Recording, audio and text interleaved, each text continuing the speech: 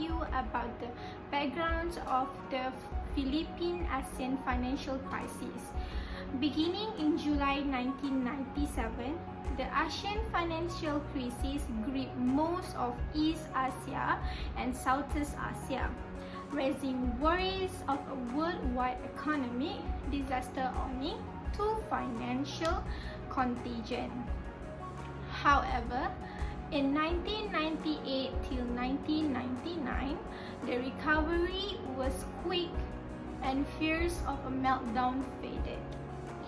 The countries most hit by the crisis were Indonesia, South Korea, and Thailand, and the decline also hit Hong Kong, Laos, Malaysia, and the Philippines. Meanwhile, Brunei, mainland China, Singapore, Taiwan, and Vietnam were less affected, although all of them experienced a drop in demand and confidence across the region. Japan was also impacted, though to a lesser extent. The Philippines manifested several symptoms of the crisis, such as: first, the surge of short-term capital, mostly in the forms of portfolio investment relative to the flow of foreign direct investments. Second, a bubble in the economy shown by exuberance in the stock markets and price inflations of real estate and non-tradables. Third, the rapid expansions of the domestic credit extended by the commercial banking system. Fourth, a widening current account deficit, and lastly, an overvaluations of the local currency. It will be recalled that these are also, but not exclusively, the same symptoms of the Mexican crisis in 1994.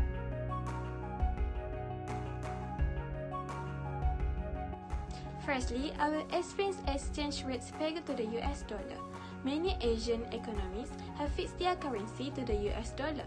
However, relatively fixed exchange rates encourage large capital inflows, leading to the nominal gains and overvalued currency. The Philippine government has also been guilty of pursuing a policy of maintaining a constant peso-dollar exchange rate. In addition, the depreciation of the peso will increase the cost of repayment of government foreign currency loans. Miracles of Asia boosted the economies of neighboring countries and encouraged borrowing. The Philippines has been called the Sixth of Asia. For example, Philippines company could not quickly borrow foreign currency from other countries until the economy and currency stabilized. Secondly, for foreign borrowing, rapid reversal of the capital inflows occurred as the domestic and international investors panicked and downed currency stocks and other regional assets. The first wave of the depression in mid-1997 changed the relative real exchange rates and caused competitiveness of the countries in the regions, as the currency of countries that were competing in the same world markets came under attack and depreciated sharply. The fundamental value of the currency that had not depreciated started to deteriorate and come under pressure to also depreciate. Although the ratio of the total external debt to the GDP in the Philippines was high, much of this was in the form of a government debt to the multilateral aid agency. Thus, the Philippine deposit system was less subject to the capital flight compared to Thailand. Next, real estate bubble. The boom in the real estate in the Philippines was basically due to the real demand, although by the middle of 1997, there were signs of the beginning of a bubble at the high-end residential market. As the economy recovered in the early 1990s and foreign and domestic investment increased, the central business district CBDs of Greater Manila, Makati, and Ortigas began to face office shortcase as well as resident showcase due to the lack of investment in the real estate projects during the turmoil of the 1980s. In June 1997, office vacancy rates for Makati were extremely low, as of September 1998, the Makati area still had a low vacancy rate compared to Kuala Lumpur, Jakarta, and Bangkok. Bangkok, leading the real estate sectors in the Philippines, was lower compared to the other countries such as Malaysia and Thailand. Additionally, cultural valuation in the Philippines is more conservative at market value compared to further. Last but not least, non-performing loans effect on economy. In the Philippines, the bulk of bank credits were given to the productive sectors of the economy, such as manufacturing.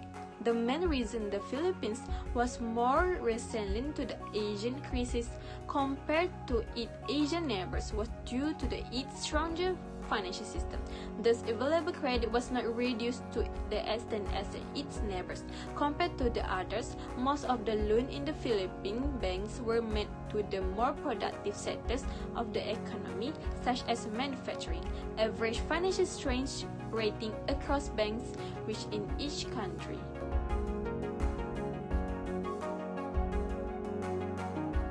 Economic and financial crisis of Philippines. During the 1997 global economic and financial crisis, industrial nation went into an asynchronous recession, which resulted into a decline in international commerce. Export from emerging nations plummeted, bringing many of them into the global economic depression with them. The Philippines was not exempt from the consequence of the crisis, as GDP growth slowed significantly in the fourth quarter of 1997 and the first half of 1998, according to the World Bank. As in 2008, asset value varied, but the financial sector remained stable. The manufacturing sector was hit the hardest by the recession, particularly via export, causing modest increases in unemployment. The growth of remittance from abroad Philippine workers was reduced. Despite lower export and higher capital outflow, foreign currency reserve increases.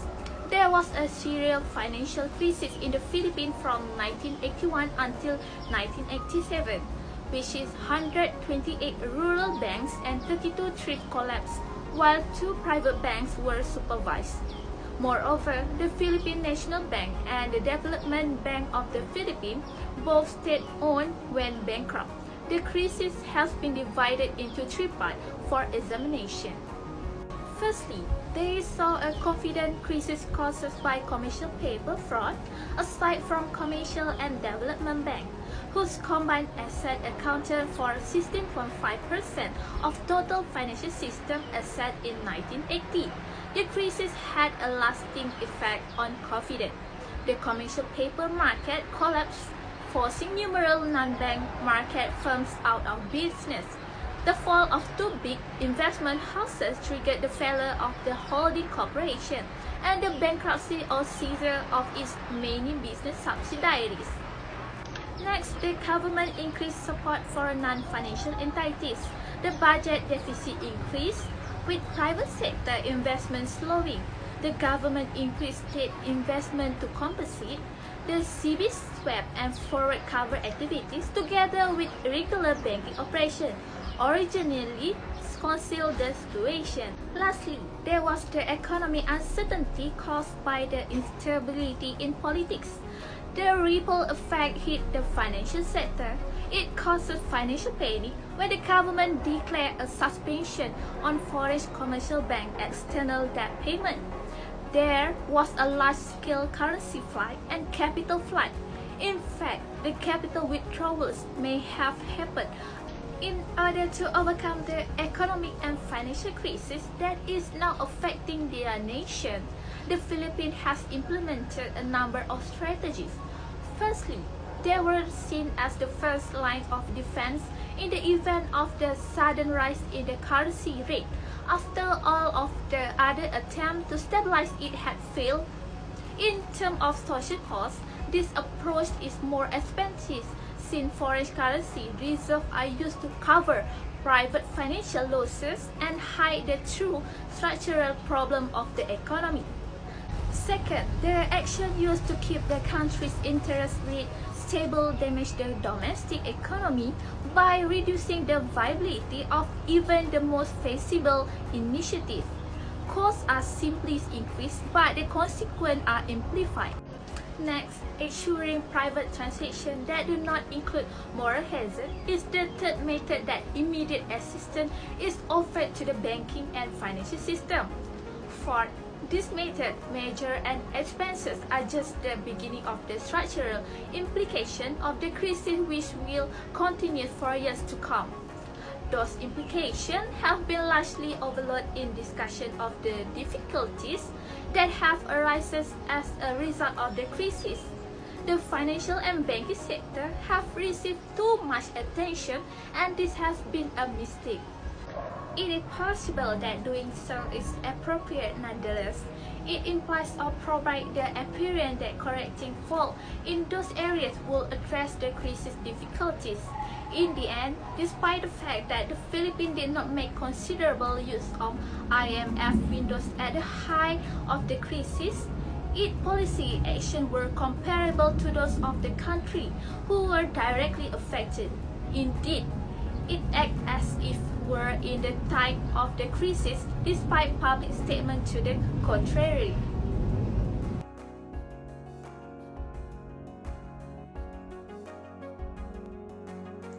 Assalamualaikum, my name is NURUL HUDA, and today I'm going to share about social impact that have impacted Philippines on Asian financial crisis.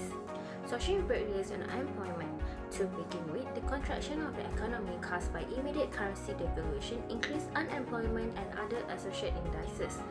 The unemployment rate has risen to its highest level in decade and also the highest among Asian nations and those affected by the crisis. At the same time, the number of impacted workers quadrupled within the same time period. The increase in unemployment produced by the crisis triggered a chain reaction across the economic system, releasing even more negative consequences. Poverty spread swiftly as fixed income earners and other vulnerable groups were impacted by loss of livelihood and price rises. This impacted the population, in turn reduced the spending, foregoing higher education for their children, deferring consumption of medical and associated service and other luxuries. In some ways, these effects were direct consequences of the crisis. The continued deployment of overseas Filipino workers abroad who remit their wage to sustain the country balance of payment account has been one of the safety valves of a high employment poverty indices. The crisis had an impact on the burgeoning Asian destination market for these personnel and as a result their deployment. The second social impact is education crisis. The crisis influence on schooling may be seen via two forms of conduct. The first is decrease in elementary school enrollment and rise in secondary school enrollment, with a decrease in public and private school attendance, respectively. Because of the crisis, parents may be unable to enroll their school-age children in either public or private institution. On the other hand, the dropout rate in primary school decreased and then grew for few years in all levels, public and private. These two behaviors are mutually reinforcing. Lack of finance prevents families with school-age children from enrolling additional students, while a lack of job prospect pushes them to keep those who are already enrolled. So here's some ways to overcome those social impact, which is various levels of government have also been impacted, which has been socially impacted. This basically amount to cut in government program budget on the top of real losses caused by the impending inflation caused by the crisis. The contraction of the economy as a result of crisis impact the government revenue program as tax collection plummeted, hence modifying the government expenditure program. The latter evolution in the aftermath of the crisis has ramifications, particularly for country's social sector. For the same period expenditure, requirement for textbook, desk, chair, and teaching supplies total to the appropriation. Local government also offer basic services like water, health and sanitation, and education, particularly in a location where nation authorities are unable to reach. Come from ways to overcome and new strategies needed. Firstly, the increase in unemployment caused by the devaluation of currency generation across the economic system. The outcome is foreign investors are closing business and factories in countries experiencing currency and economic crisis. The closure has caused many people to lose their job. The strategy to solve it is the government facilitates business financing, especially for the young. For example, banks make it easier to obtain personal loan to help them to start their own small business. This drastic measure ensures that more small and medium industry can be created and provide better employment opportunities in the near future. Unemployment youth will take this opportunity to try their best and luck as businessmen. Okay, next, the education crisis led a decline in primary school enrollment and an increase in secondary school enrollment, with a decline in public and private school attendance. So, way to overcome this is rollout rate in primary school decrease and then increase over several years at all levels, public and private. The strategy to solve it is the curriculum teaching need to be improved to be relevant to the negative impact that occur and are experienced by most students through the year. Content and pedagogical aspects need to be re-examined to remain relevant to current issues. We need a real repair process against any loss in various aspects toward producing a physically, emotionally, and spiritually balanced pupil. At the same time, we expect the implementation of the course to manage the change that need to take place to ensure that the overall process can be implemented effectively. Okay, that's all from me. Thank you.